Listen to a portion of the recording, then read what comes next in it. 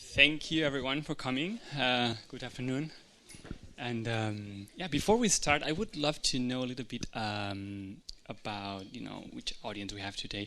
So, if you don't mind, if you can raise your hand, if you are a musician, artist, composer, how many? Okay, a lot of artists here. Management, booking. Okay. Orchestras. Okay. Okay. Okay. Others. Okay, very interesting. Okay, so we are all here today to talk about brand. What's a brand, and why is that important? So let me start with a short story. When I was young, I was a violinist myself. I started playing at 10 years old, and I built my career. I had a string quartet, and like a lot of young musicians do, they fight, struggling what to do, if which kind of repertoire, what venues they have to play in, or what's the next contest, just to promote themselves. And I had this kind of weird feeling that maybe you had once, that I kind of felt a little bit empty. I didn't know why I was doing, what I was playing, violin or chamber music. So I was really focused on what I was doing. So playing and focus on contest and seeing what I can do, to be successful. And so I decided to stop playing and to grab my camera because I'm very passionate in art. And I founded a production company, and I became a pretty good photographer. But over the years, I felt like, again, this kind of strange feeling of, what I'm doing. What's the purpose of all of the things I'm doing here? And I realized that I was taking photos, and I was thinking again on what I was doing. Again, what I'm doing. I'm taking photos. I'm taking really nice photos, but I don't get it. So again, I was thinking, okay, I don't understand what I'm doing. So maybe I stop a little bit and I go in crisis and think about, I will stop and I will deny all requests and think about a little bit myself and what I am doing here. So I start to ask all these questions: what I should be doing, and how I should promote myself. How can I be better? What's next? All these kind of questions that probably you as an artist or as an institution, you might be asking. So what's next? What do we have to do to be more successful? Until I came, to ask this little word here, which is why, which is the most shorter one, and for me the most powerful one.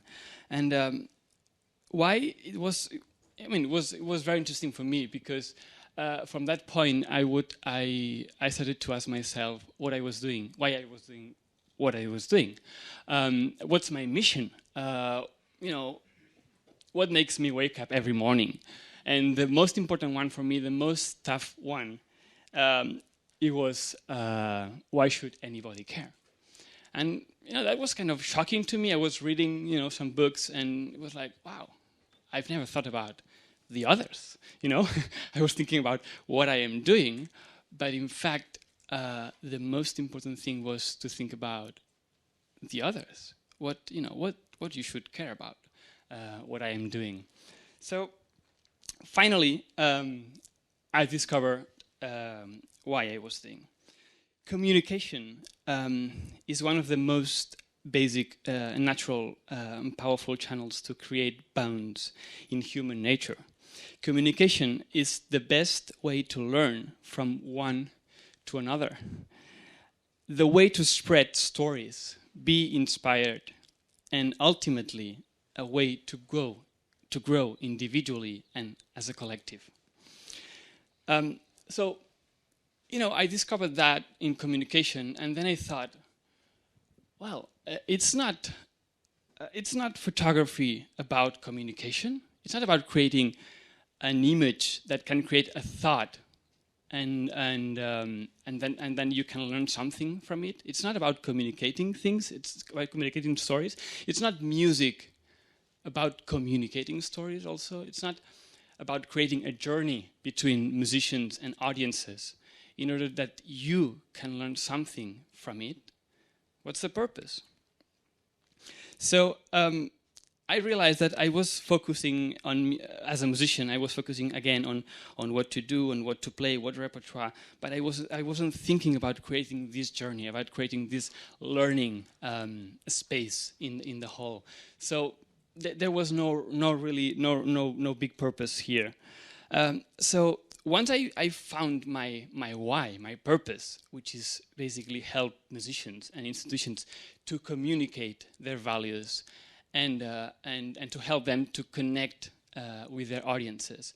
So once I found that, for me it was really important because I had now, I felt like I had a heart beating, and I knew that everything I was doing, it has a purpose. And so I started this production company, Molina Visuals, that creates outstanding visual materials for classical music in order that help institutions and orchestras and artists communicate their values. So it's about communication. I founded Music Branding, which is a consultancy a consultancy agency, again, to help institutions and artists to find what their values are and how to communicate them. And finally, this is my last toy, I founded this stock tape platform, which is basically a stock platform image for classical music industry. And what I wanted to is to give a really not free, but inexpensive, there's some free images, but also inexpensive images to classical music world in order that you can communicate things in a better way. So it was all about communication. So at this point, you might be asking, okay, what has to do all of this with branding? So it has a lot to do because communication, let's say like this, without communication, we cannot create a brand. Without communication, there is no brand. So the branding process is about understanding what we communicate. So let me present you, this is a graphic I did to understand a little bit what happened between you as an artist, institution, or between you and your audience. We have two main sections here. We have you, and then we have the audience. And let me present you the roles very briefly. So we start with why, okay? Why? What's the purpose? Why you do what you do? That's the most important. And then we have how, which is basically, how you differentiate you from the others, okay? How different are you? And finally, we have what, which is basically not really important. It's really kind of a result, It's, the what, it's to fulfill the why. And then, of course, we analyze a little bit who is your target audience, okay? So who they are, to whom you have to communicate, and what are the benefits? What are the benefits they will get from you? That's really important. And everything here creates what I like to call artistic DNA, okay? It's basically an identity or a unique value proposition, whatever you like to call. It's kind of an identity that helps you to move forward and to start to communicate. Welcome. And then we are ready to communicate because we know who we are. And then there's the masterwork. Masterwork could be, marketing, but sometimes with musicians, I don't like to use the marketing word because it creates something that I don't like. And I use this masterwork, which is very musical. And basically, masterwork is everything you communicate. So words, web, images, videos, social media, everything you communicate. Your clothing, interviews, everything. This is your masterwork, basically marketing. And finally, we have the audience with their worldview. And here comes the secret for me, because I've been talking to a lot of people, and I was asking, what do you think is a brand? A lot of people were saying, okay, brand is a logo. This is very common. We have to do a new brand, and we need a new logo, or need a new website, or a new image in general. And the good news here is that you cannot create a brand. Okay, the good news here is that you cannot create brand, and the other thing is that you cannot create a brand, but you already have a brand. So if you are communicating, and we all do here, we already have a brand. So if we already have a brand, my question would be how we can take control over the brand, because we are already communicating it. We are already creating the brand. So basically, what I wanted to share with you is that it's the audience, finally, depending on what you communicate, the audience will create the brand for you. So the brand, it's not something that you can create or build. You can communicate through your masterwork, but then it will be your audience, your clients, that will build your brand for you. So basically, the brand is what people think of you, and starts with why. So people don't buy what you do, they buy why you do it. Okay, so this is how it is very important, the why. Why it's the first thing you have to communicate as an institution or as an artist. Let me put an example. I will use Apple because they are very easy to understand. I don't remember exactly the words, but they are communicating in a very different way. Like we usually communicate starting with what? For example, when you start here talking with people, hey, how are you? I'm fine. I'm the chief executive, and what we do? I mean, we do concerts, we do managing, and we start with what? And this is kind of boring, and it's not interesting, and it doesn't create any link, any emotional link. So this is how Apple will not communicate ever. Okay, they will not say, we make great computers. They are beautifully designed, simple to use, and user-friendly. Do you want to buy one? This is how Apple will never communicate. This is how Apple does communicate, and we can learn something from it. They start with why. Everything we do, we believe in challenging the status quo. We believe in thinking differently. The way we challenge the status quo is by making our products beautifully designed, simple to use, and user-friendly, and happen to make computers. So you have to think about that they start with why. They create a connection, an emotional connection. Then they say how they do it, and finally what, which is basically a result. So another example here. Do you think we go to a concert, for example, we go to a Simón Bolívar concert, okay, the orchestra. Why do you think people go to the Simón Bolívar Orchestra? It's for what they do, it's for the repertoire, it's for the symphony they play, it's for the what, or the how they play with passion, with a lot of color, with energy. Do you think so? I don't think so. I think people go to the concert and buy tickets because why they do it. Because they are telling a story of growing, of power, of growing from zero, from scratch. It's a story of superation. It's a story of, it's a motivational story. And they tell it in interviews. They don't have a huge marketing plan, but they tell it, and the story, it's coming, and you can understand what they do. And the audience is going to the concert not for what they play or how they play. They go to the concert because they want to feel part of that story, which is the why. So that's why they start with why. That's why they explain why they do what they do. So ultimately, the why has to serve as a reference, internal reference, to know what to communicate.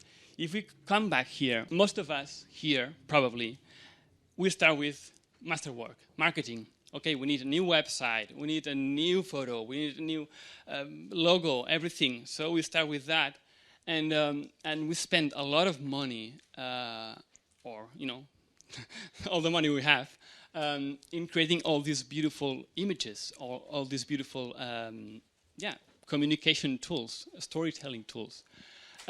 But sometimes happens that you are putting something here and something there, and you don't know exactly what to communicate, okay?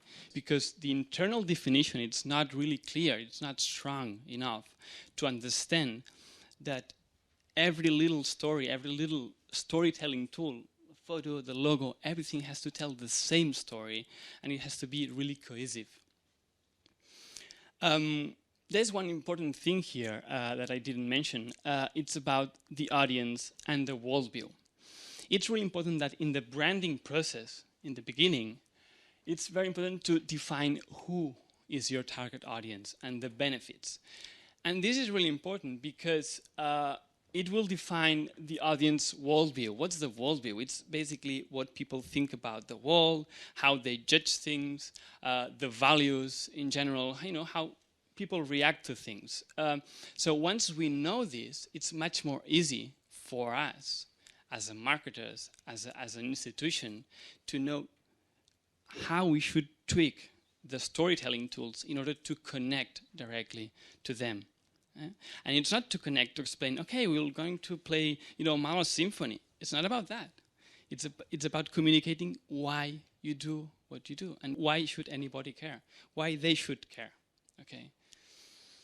Okay, so this is the little tour I wanted to show you a little bit how I think branding works, how the communication works between you and your audience, how you can approach a process to understand what's between you and your people. Okay, so I realized that there were a lot of artists and institutions that had the same challenges I had in the beginning when I was staying, when I was a musician and a photographer. They didn't consciously knew about their why, and they didn't know what values to communicate. And in my opinion, the world in general was missing an opportunity to know and to learn something new from it. I believe that everyone here, every institution, every artist, every company has something unique to offer, but they don't know it yet because they are focused on what to do and how to do it, and they forget about the why. Find your why, and the what will follow. It doesn't matter the what you do. Find your company's why and unleash all the potential it has. Remember why you do what you do, and why should anybody care. Find your why and communicate it to the world, so we can all learn something new from you and ultimately be a better society. So once said that, I would love to introduce Ole. He's the chief executive of Mahler Chamber Orchestra. And I wanted to invite him because I think there's no better example than a real example. So they have been, going through a branding process, and I think it would be really interesting for you to have a real example and to understand a little bit more what the challenge, what challenges they had to face and how they make it, and in general. So I'm leaving now the word to Ole, please. All yours.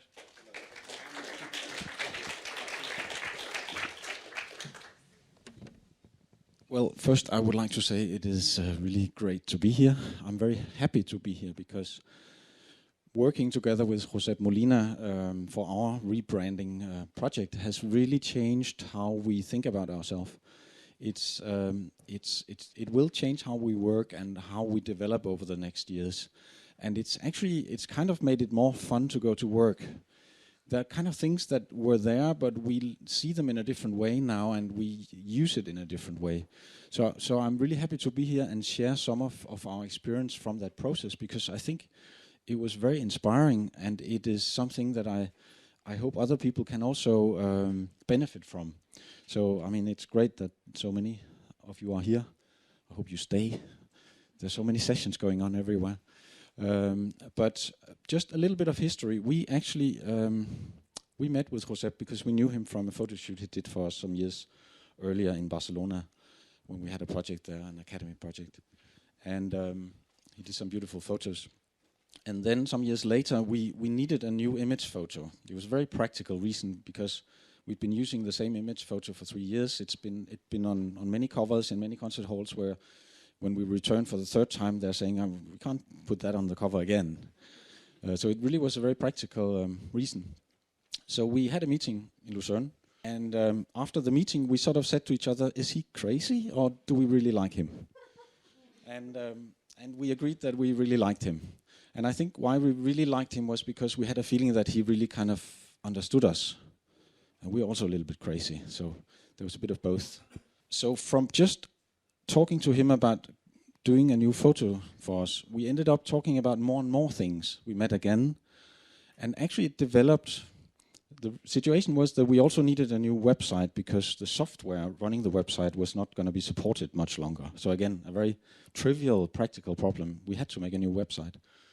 And then in the bigger picture, artistically, we were facing a situation where one really important artist who had been helping creating the orchestra, who had been conducting many concerts and in the background making many things possible, supporting the orchestra, Claudio Abbado, he was getting very ill and eventually died. And it left us in a situation where actually in many ways there were many reasons to start thinking about what is the next step, what is happening over the next years, the next 5 years, the next 10 years. So all of this together actually kind of gave us the inspiration to take some steps back and really do a thorough process of sort of strategy work. My experience working with musicians is never ever use the word strategy, because their eyes go kind of sort of dead. So we called it something else.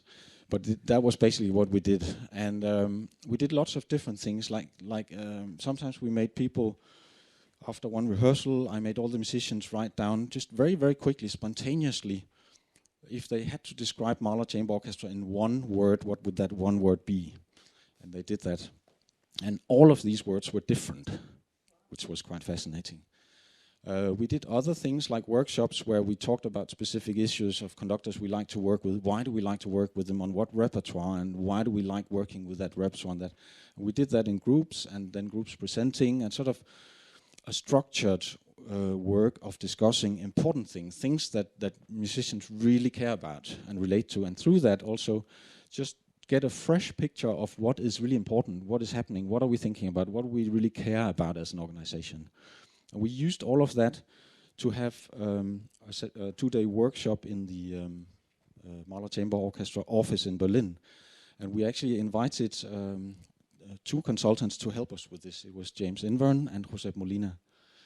And we had a structured branding workshop, doing exercises on this, brand wheels and various exercises. We did an exercise on try to define, each of us had to define an audience member that we would really like to play for. We had to give him a name, where he lives, where she lives, and why she comes to concerts and things like that. So we did lots of different exercises, and building on all this, we put together a sort of value proposition, a sort of really sort of core thing that is really important to us as an organization. And building on that, we are now building a website, and we are now making a new logo, and we are now making plans for the future. We've actually through this process, discovered things that we sort of had already, but in some ways we were talking them down, or we didn't see them in a positive way, but maybe in a negative way, or at least we communicated it in a negative way.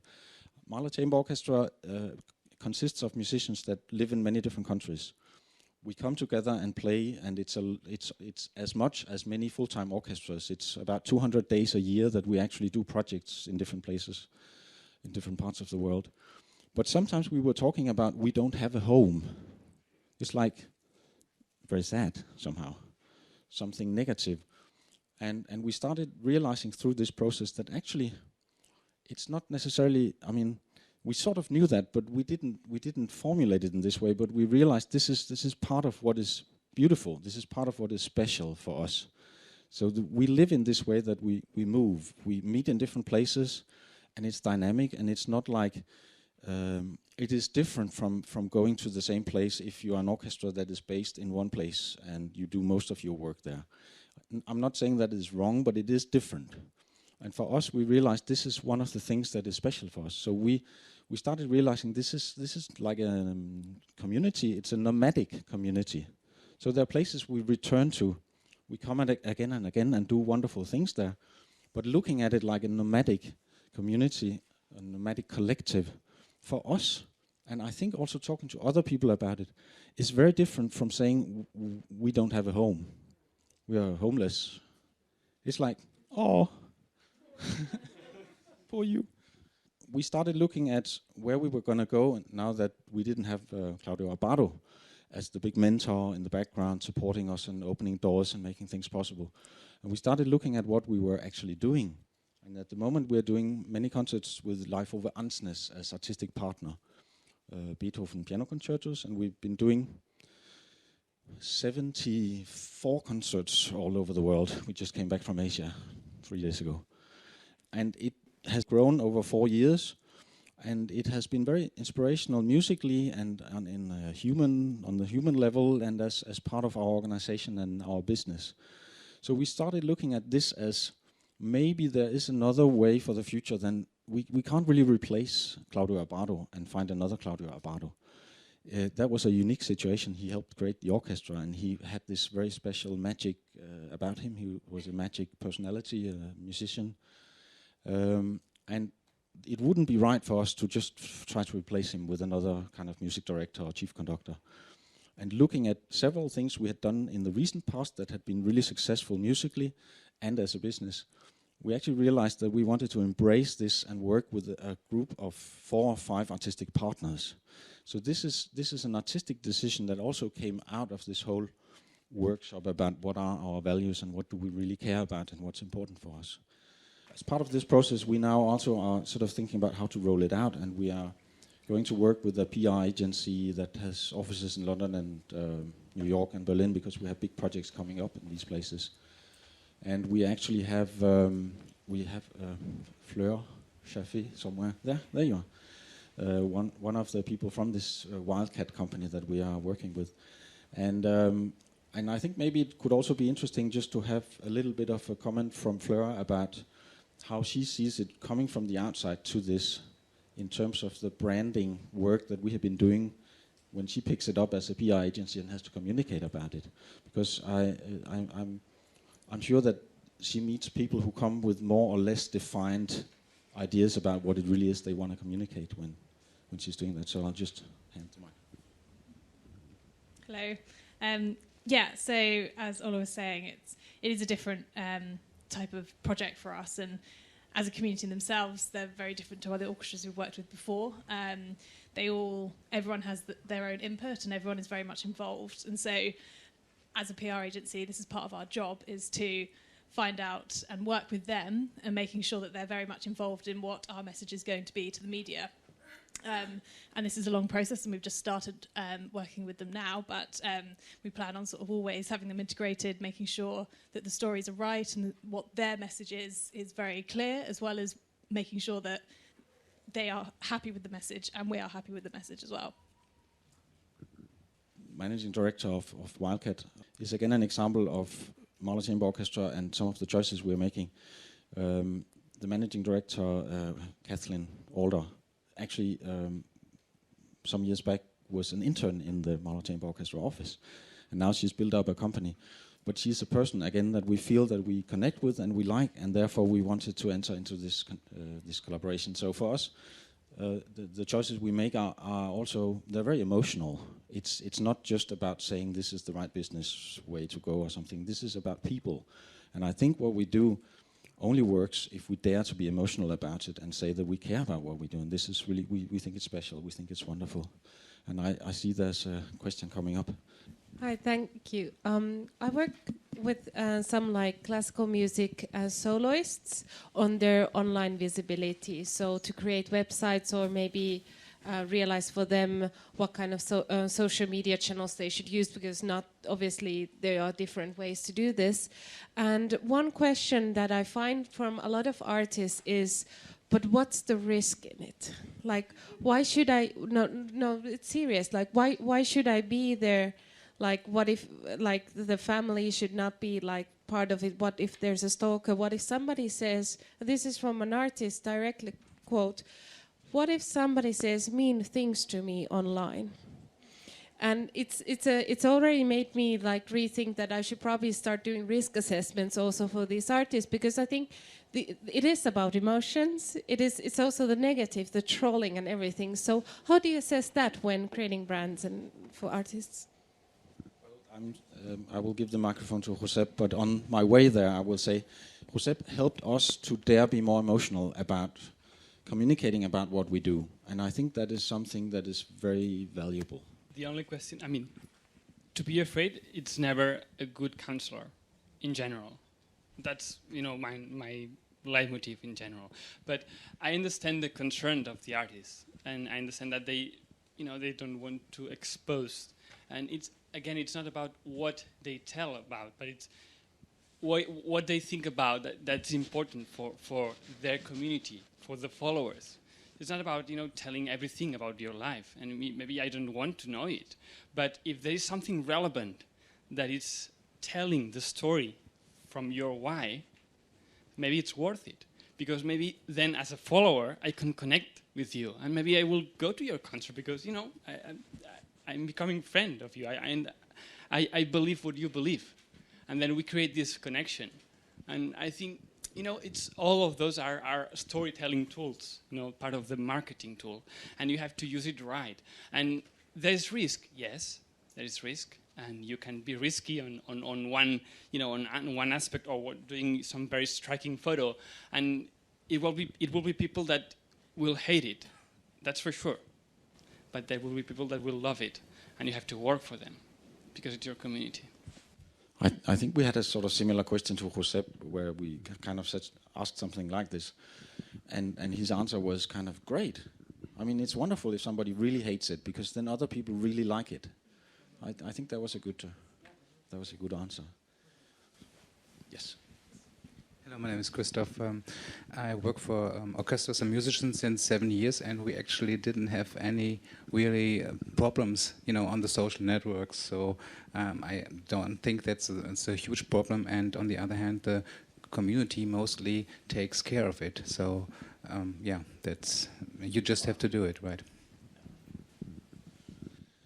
There's just one person I would also like you to meet, because in the Mahler Chamber Orchestra, Sonja Koller is in charge of the communication and has been very, very busy with this rebrand process. But I think it might also be interesting for you to hear a few words from her about how it changes her work, that we have this more defined value proposition to work from in the work that she's doing. So I will just pass the microphone to you. Thank you. Well, we are working on a new logo, on a new graphic design, on a new website, on new photos. And of course, we are expecting a lot of impact through these new materials. But I must say that up from the very first day after our branding workshop, I already felt that it made a huge difference on my daily work. Because now I know the orchestra well, I have a feeling for the orchestra, but it is a democratic orchestra with 45 personalities. We have so many facets. And so it's really important for me to have a base or a basement, yes, with which I can double check all my decisions.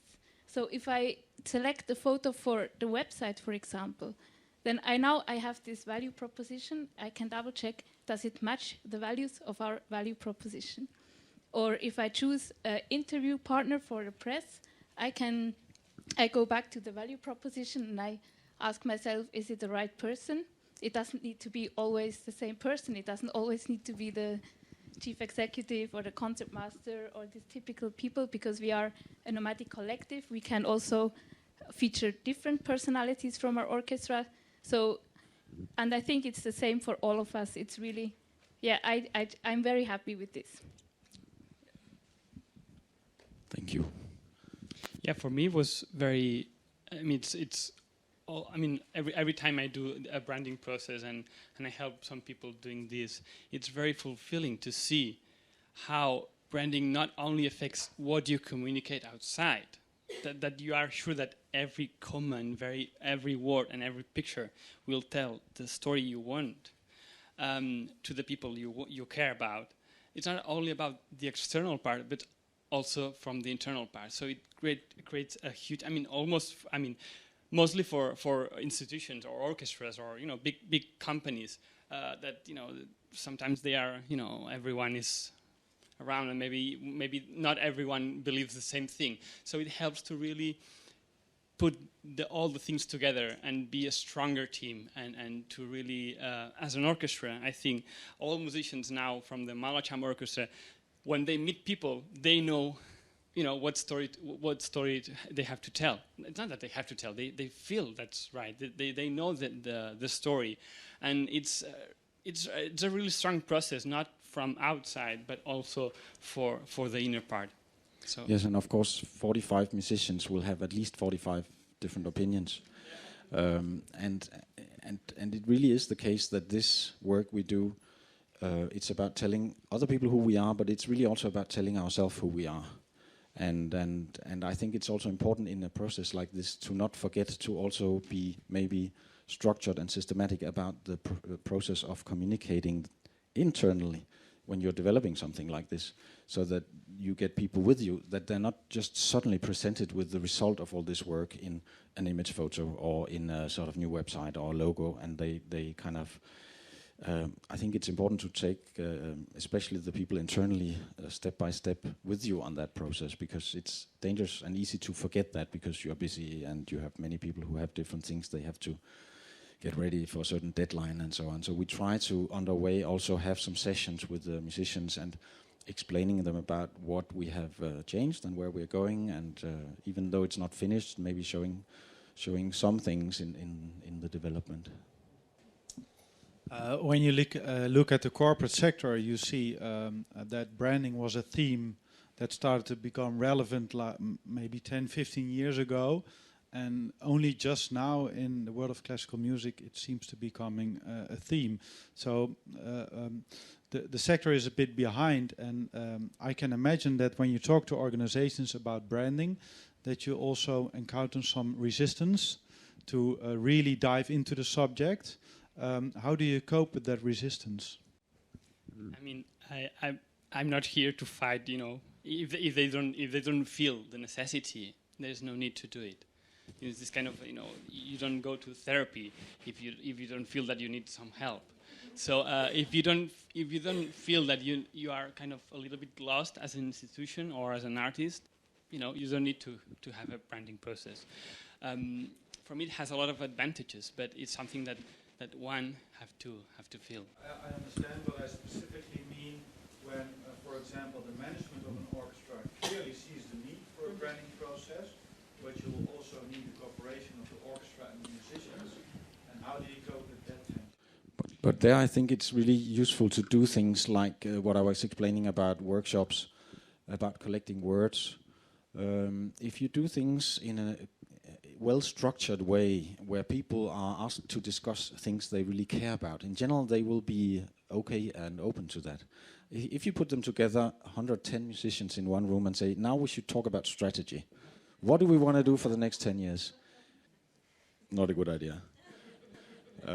But if you bring them together and talk about 4 conductors that you are thinking about working more with in the future, and you would like to know their thoughts about what they think would be really great to do with that conductor, I can guarantee you, you will get interesting answers, and you will also get discussions about the other, maybe more general topics, or you can distill that out of those discussions.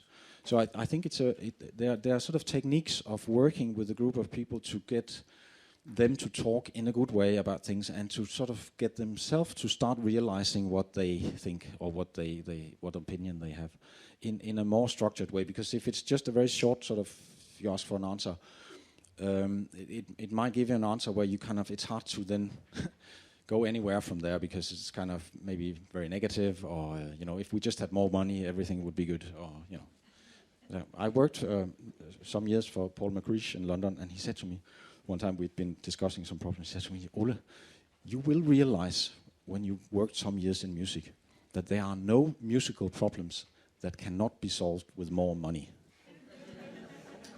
I always remember that. Yes, I think transparency is also a very important. Yeah, so if we talk about social media, we also talk about change management and communication management. And I think the most success we had is with very little positive examples, little projects that show the impact and the positive way. And then you maybe have a foot in the door. I mean, I don't know if we have to kind of finish soon, probably the time, but just one last thing. I felt that for us it was really important to have some people externally, some good people that we felt a good connection with, but coming fresh from the outside and provoking us and inspiring us, and we had actually two very different kind of personalities helping us with this, and that was really. We would not have achieved the same kind of result, and it wouldn't have been as successful as a process if we had not had those people, and if we hadn't selected them very carefully. I think that was really what I learned from this, was that it's really important to take time to find the right people, and then it's important to have people from the outside. It's difficult to do it yourself because you kind of grow together in a certain way, and then it's hard to kind of look outside of that. Yeah, I think a branding process. It's also you can explain it like this in an institution. Sometimes the money is an issue, and I think once you have, very well what you have to communicate. You are not spending money with campaigns or posters or something that it doesn't. It's not building that brand. It's not communicating that brand. People will not think about. Of you, the thing you wanted to. So for me, it's also a way to save money in terms of long term, at least.